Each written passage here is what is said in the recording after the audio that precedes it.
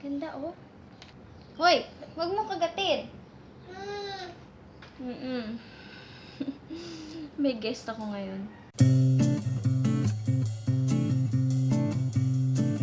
Ang gagawan ko ng first impression review is this Eye White BB Holic. Ganito yung itsura niya. Ayan. Matagal ko na itong gustong itry mula pa lang nung lumabas siya. Pero wala kasi akong makita na mabibilan dito sa malapit. So, nung nagpunta ako ng Robinson, saka pala ako nakabili. And naghahanap din kasi ako ng BB cream kasi hindi naman talaga advisable na mag-foundation everyday. Saka kapag, syempre, pag lalabas ako, mga 2 to 4 hours lang eh. Kaya gusto ko, BB cream lang ang gagamitin ko para hindi naman sayang yung foundation. Ito yung itsura niya. Nakasachet siya. At nakasulat lang dito is Eye White BB Holic Everyday BB Cream. Natural looking coverage provides the benefit of both skincare and makeup. So, ang shade na nakuha ko is beige. Yan siya. And meron pa siyang isang shade, yung light naman. So, nakasulat dito sa likod, Eye White Korea BB Holic Beige is a multitasking BB cream that provides several makeup and skincare benefits. It is perfect for everyday use as it is infused with over 10 plant extracts to ensure that your skin is taken care of while looking refreshingly beautiful. And ang presyo nito is $24.50. Murang-mura siya. And available to sa Watson and sa department store kasi sa supermarket wala akong makita. Perfect tong mga sachet na to kapag gusto mo lang mag-try. Kasi murang-mura lang siya, 24. And hindi ako sure kung sa isang gamitan magagamit ko lahat yung nandito. Kasi parang ang dami niya. So, ito yung itsura ng cream.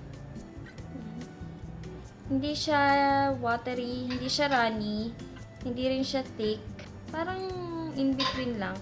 Nga pala, I have a very oily and sweaty skin. Throughout the day, dito ako nag-oil up muna. Sa T-zone, tapos dito. Dito sa mga large pores ko. Pero dito, yan, huli yan, pinaka-last yan. So, ayan yung condition ng mukha ko ngayon. Ito lang yung problema ko. I have this blemish here. So, ang kailangan ko lang i-conceal is yung aking dark circles, redness around my nose, yung blemish ko na to. Tapos dito, yung blemish ko din dito. So, apply na muna natin siya sa half ng face. Dito muna. Dito sa side na marami akong blemishes. Yan, yan ang consistency niya. Yan.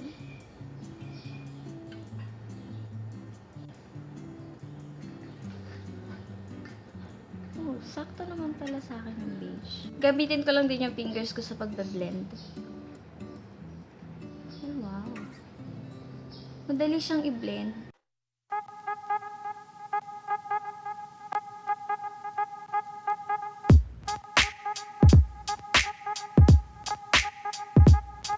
Ito na yung side na may BB Holic and ito yung wala. Na-even out naman niya yung skin ko. Medyo natakpan yung redness dito around my nose. Kasi may pimple ako dyan. Medyo natakpan na niya yung pamumula. And dito sa under eye, parang natakpan din naman niya. Ang hindi lang niya natakpan ay mga blemishes ko. Ayan. It has a natural coverage. Napaka-light lang. So, itry natin na doblehin pa. Hindi naman siya patchy. So, buildable siya.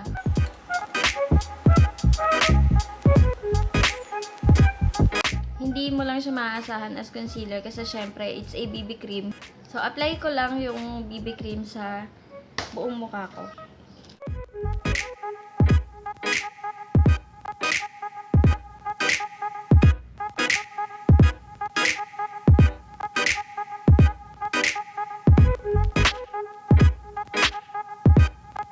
Okay talaga to na pang everyday, lalo kapag nagmamadali ka.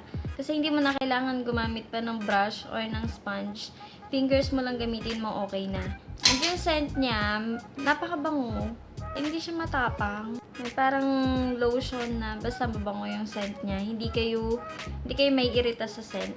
Magsaset lang ako ng powder, lalo dito sa T-zone ko. Kasi dyan ako nag-oil up talaga.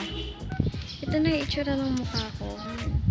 Tapos na ako sa makeup ko, nag-lip tint lang ako and nag-blush. It's now 7:39 AM. And babalik na lang ako mamaya pag kailangan ko na mag-update. And 10:40 AM, ito na yung itsura niya. Nandito ako sa labas ngayon para natural lighting, ganun. So, yan. Ngayon pa lang gusto ko na siya. Tapos kanina pala may napansin ako na parang dewy dito sa cheeks. Which is good kasi gusto ko yung ganun. Parang napagmukha niya na radiant, glowing, and healthy yung ano ko. Yung skin ko. Kanina pala, nag-picture ako with flash. Ilalagay ko na lang din yung picture dito. And okay naman yung itsura niya. Parang wala namang white cast. Kasi wala rin naman binanggit na SPF. Okay siya sa picture and maganda rin siya sa personal. Tapos isa pang napansin ko, ang ganda ng coverage niya for a BB cream. Parang foundation na rin yung nilagay ko. So ngayon magbablot ako kasi iba na yung pag-oil up ng ilong ko. Diyan talaga nag-start. Ewan ko ba, napaka-oily ng aking nose. So ayan, mag-blot muna ako. Ayan o, grabe. At parang hindi ko pa naman kailangan mag-retouch. Okay pa rin naman siya. Kita ko pa yung blush ko. And parang hindi rin siya nag-oxidize. Ganun pa rin naman yung kulay niya from the moment na in-apply ko hanggang ngayon. Tingnan na lang natin kung gaano katagal pa siya tatagal sa mukha ko. Balik na lang ako mamaya for final update na. Okay, final update. It's now 6:20 PM. Na ang itsura ng mukha ko. Andito pa rin yung BB cream. Ito pa yung contour ko. Ito yung blush. Medyo nag-fade siya dito sa gilid ng nose. Kitang-kita nyo na yung pamumula niya. Ito na ang sagot. So, matagal ko nang hinahanap. Nakita ko na yung BB cream na magagamit ko for everyday. Ang pros niya, it's lightweight, long-lasting, maganda yung coverage for a BB cream. And napakadali niyang i-apply. Kahit fingers mo lang ang ipang-blend mo, okay siya. Hindi siya nagsettle sa mga lines ko. And higit sa lahat, mura. It's only $24.50. Ayan. Yung isa na to, eto, siguro magagamit ko to ng 3 beses kasi ang dami pa. Ang dami niya pag natira. Talagang konting-konti lang ilagay mo. Kahit nga 1 layer lang ang ilagay mo sa mukha mo, may even out na niya yung skin mo. Mga cons lang na nakikita ko is wala siya sinabi about SPF. So, gumamit na lang kayo ng sunblock para maprotektahan yung skin nyo pag ginagamit nyo to. Wala siyang masyadong oil control.